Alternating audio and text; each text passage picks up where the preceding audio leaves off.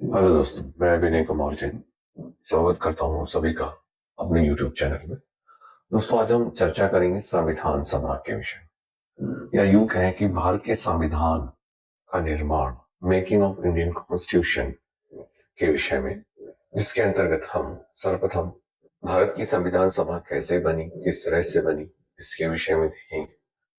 तो दोस्तों, इसकी ऐतिहासिक पृष्ठभूमि पर हम ध्यान दें तो सर्वप्रथम 1895 में बाल गंगाधर तिलक के द्वारा श्री बाल गंगाधर तिलक के द्वारा जो स्वराज्य विधेयक प्रस्तुत किया गया, यहाँ यह संविधान की दिशा में, संविधान निर्माण की दिशा में किया गया है पहला प्रथम प्रयास माना जा सकता है।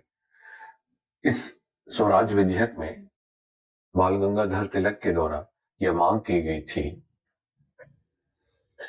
स्वराज्य की मांग की गई और ये नारा भी दिया गया कि स्वराज्य मेरा जन्म सिद्ध अधिकार है, मैं इसे लेकर रहूंगा।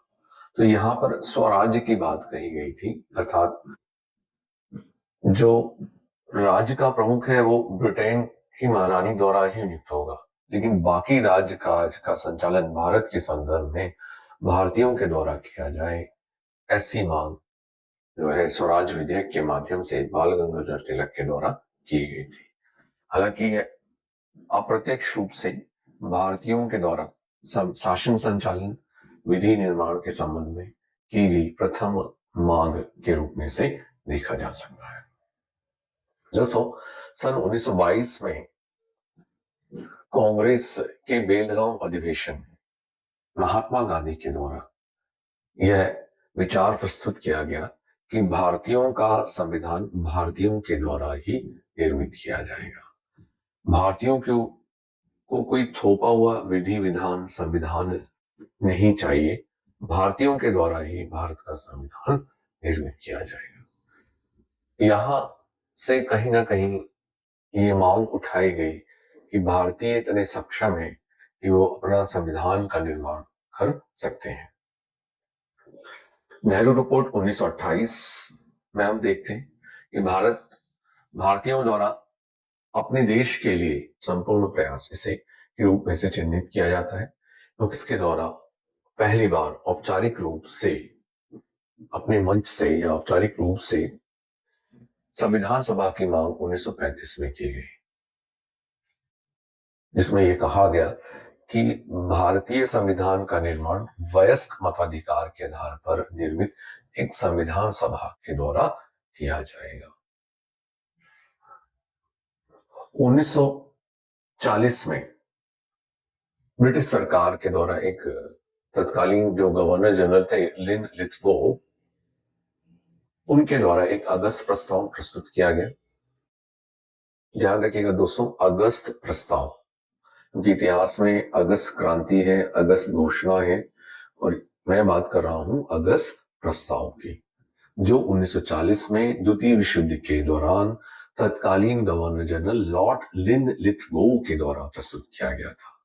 अगस्त प्रस्ताव में ब्रिटिश सरकार द्वारा सर्वप्रथम औपचारिक रूप से संविधान सभा की मांग को, भारतीयों की जो संविधान सभा की मांग थी, उसको स्वीकार किया गया। क्योंकि विभिन्न परीक्षाओं में यह प्रश्न पूछा गया है कि ब्रिटिश सरकार के द्वारा औपचारिक रूप से भारतीय संविधान सभा की मांग को सर्वप्रथम कब स्वीकार किया गया। तो अगस्त प्रस्ताव 1940 में ब्रिटिश सरकार ने भले ही द्वितीय विश्व युद्ध के दबाव के चलते, भारतीयों का सहयोग प्राप्त करने के चलते इस मांग को स्वीकार किया, लेकिन यह औपचारिक रूप से ब्रिटिश सरकार द्वारा स्वीकार की गई पहली मांग बनी जाती है। दोस्तों, 1942 में जब द्वितीय विश्व युद्ध का प्रभाव बढ़ने लगा, ब्रिटिश सरकार पर दबाव बढ़ने लगा, अंतरराष्ट्रीय दबाव बढ़ने लगा, तो क्रिप्स मिशन भारत भेजा गया। क्रिप्स मिशन में वयस्क मताधिकार के आधार पर एक निर्वाचित संविधान सभा के गठन के प्रस्ताव को स्वीकार किया गया, लेकिन तत्कालीन भारतीय राजनीतिक दलों के द्वारा क्रिप्स मिशन के अन्य प्रावधानों को लेकर सहमति नहीं बनी, इसलिए इस पर प्रक्रिया आगे नहीं बढ़ती है। मार्च 1946 में एक 3 सदस्यीय ब्रिटिश मंत्रिमंडल का एक 3 सदस्यीय दल भारत आया, जिसे कैबिनेट मिशन के नाम से जाना जाता है। इसमें 3 सदस्य थे। प्रथम पैट्रिक लॉरेंस, दूसरे स्टेफर्ड क्रिप्स और तीसरे अलेक्जेंडर। 3 सदस्यीय दल भारतीय राजनेताओं से विचार विमर्श करता है और इस दल के द्वारा, इस मिशन के द्वारा संविधान सभा का प्रस्ताव प्रस्तुत किया गया, जिसके आधार पर भारतीय संविधान सभा का गठन किया गया। तो भारतीय संविधान सभा का गठन इस योजना के तहत, इस मिशन के तहत किया गया। ये प्रश्न पूछा जाता है, तो इसको हमको ध्यान में रखना। कैबिनेट मिशन योजना के अंतर्गत किया गया। दोस्तों, कैबिनेट मिशन योजना के अंतर्गत भारतीय संविधान सभा के सदस्यों की संख्या 389 निर्धारित की गई थी। 389 सदस्यों में से 292 सदस्य तत्कालीन ब्रिटिश भारत के 11 प्रांतों से, 4 सदस्य कमिश्नरी क्षेत्रों से, 4 कमिश्नरियां थी उस समय, दिल्ली, अजमेर या मारवाड़, कुर्ग तथा ब्रिटिश बलूचिस्तान। इन 4 कमिश्नरियों से एक एक सदस्य चुनकर एक एक सदस्य लिया गया था तथा 93 सदस्य देसी रियासतों से लिए। ब्रिटिश भारत के प्रांतों के लिए निर्धारित 292 और 4 जो कमिश्नरी के प्रांत थे, टोटल हुए 296 सदस्यों का चुनाव जुलाई अगस्त 1946 को प्रांतीय विधानसभाओं के सदस्यों के द्वारा किया गया, जिसमें कांग्रेस को 208 सीटें प्राप्त हुई, मुस्लिम लीग को 73 सीटें प्राप्त हुई तथा 15 सीटें स्वतंत्र व अन्य उम्मीदवारों को प्राप्त हुई थी। देसी रियासतों के सदस्य प्रारंभ में संविधान सभा में शामिल नहीं हुए। अप्रैल 1947 को 6 रियासतों के सदस्य संविधान सभा में के सदस्य के रूप में शामिल हुए। अंत में जब 3 जून की योजना अर्थात माउंटबेटन योजना के तहत देश का विभाजन किया गया,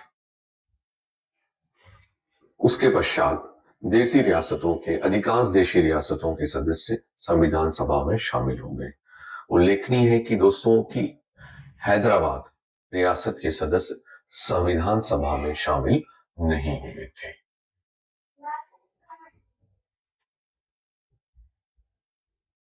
अब दोस्तों देखते हैं कि चूंकि देश का विभाजन हुआ, देश के विभाजन के लिए स्वतंत्रता अधिनियम 1947 पारित किया गया। इस अधिनियम से संविधान सभा पर क्या प्रभाव पड़ा, संविधान सभा में क्या परिवर्तन आया, ये हम बात देखते हैं। तो 1947 स्वतंत्रता अधिनियम 1947 से संविधान सभा पर 3 प्रभाव पड़े, 3 अंतर दिखाई देते हैं। पहला कि जो संविधान सभा है वह एक संप्रभु संस्था के रूप में अस्तित्व में आई। जी हाँ दोस्तों, 47 का जो स्वतंत्रता अधिनियम था, भारत की स्वतंत्रता का जो एक्ट ब्रिटिश संसद ने पारित किया था, उस एक्ट से संविधान सभा को एक संप्रभु संस्था, सोवरेन बॉडी के रूप में परिवर्तित कर दिया। अर्थात संविधान सभा भारत के लिए किसी भी तरह का संविधान का निर्माण कर सकती है। दूसरा कि जो संविधान सभा है वो देश की विधायिका के रूप में परिवर्तित हो गई। इस एक्ट के द्वारा संविधान सभा को भारत के लिए, स्वतंत्र भारत के लिए विधि निर्माण करने की शक्ति प्रदान की गई। अर्थात संविधान सभा स्वतंत्र भारत की पहली संसद के रूप में अस्तित्व में आई। जब संविधान सभा संविधान निर्माण का कार्य किया करती थी, तब उसकी अध्यक्षता डॉक्टर राजेंद्र प्रसाद के द्वारा की जाती थी।